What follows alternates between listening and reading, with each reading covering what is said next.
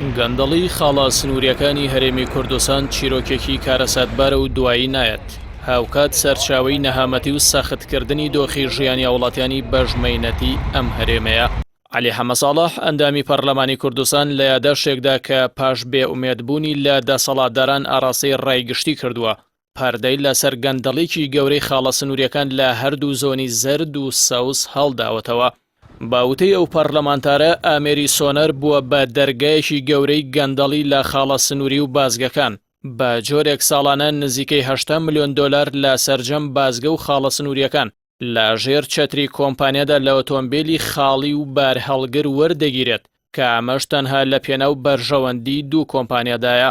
عەلی حەمەساڵح کە هاوکات جێگری سەرۆکی لیژنەی دارایی پەرلەمانی کوردستانیشە دەڵێت ئێستا نەک تەنها لە خاڵە سنووریەکان بەڵکو لە بازگەکانیش پارەی پشکنین وەردەگیرێت. ئەو لەوبارەوە نمونەی بە بازگەی دێگەڵە هێناوەتەوە کە 35,000 دینار لە هەر بارهەڵگرێکی بەبار و 15,000یش لە بارهەڵگری خاڵی وەردەگرن. هەندێک جاریش بێ پشکنین پارە لە شۆفێری بارهەڵگرەکان وەردەگیرێت.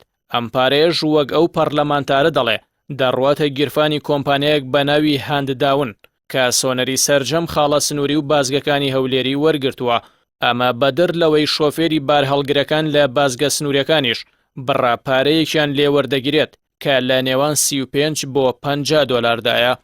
بە پێی ئەو بەدواداچوونەی عەلی حەمەساڵح کردوێتی نرخی یەک ئامێری سۆنەر 100,000 دۆلارە، واتە 10 ئامێر ملیۆنێک دۆلار. بەڵام ئەم دوو کۆمپانیایە کە یەکیان بۆ سنووری سلێمانیە و ئەوی دیکە بۆ هەولێر و دهۆک ساڵانە نزیکەی 8 ملیۆن دۆلار لە هاوڵاتیان وەردەگرن. پرسیارە گەورەکە لێرەدا ئەوەیە بۆچی حکوومەت خۆی پشکنین ناکات و 10 ملیۆن دۆلار لە جێی ئەوەی بڕواتە باخەڵی کۆمپانیەکان بۆ خەزیانەی گشتی بگەڕێتەوە. هاوکات عومەر گوڵپی ئەندامی پەرلەمانی کوردستان و ئەندامی لیژنەی دارایی بە هەمان شێوە یادداشتێکی ئاڕاستی سەرۆکایەتی پەرلەمان کردووە و داوای کردووە کاری نایاسایی دوو کۆمپانیا ڕابگیرێت کە بوون بە هۆکاری گرانی بازار.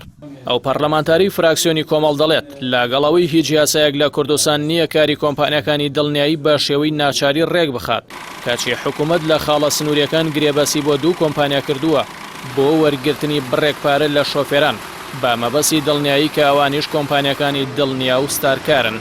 بە پێی بەدواداچوونەکانی عومەر گوڵپی ئەم دوو کۆمپانیایە کە بە قۆرەخکاری گرێبەسیان بۆ کراوە و یەکێکیان 13 ساڵە بەردەوام گرێبەستەکەی بۆ نوێ دەکرێتەوە، ساڵی ڕابردوو زیاتر لە 5 ملیارد دیناریان بۆ خۆیان بووە و تەنها 9 ملیاریان بۆ حکوومەت گەڕاندۆتەوە.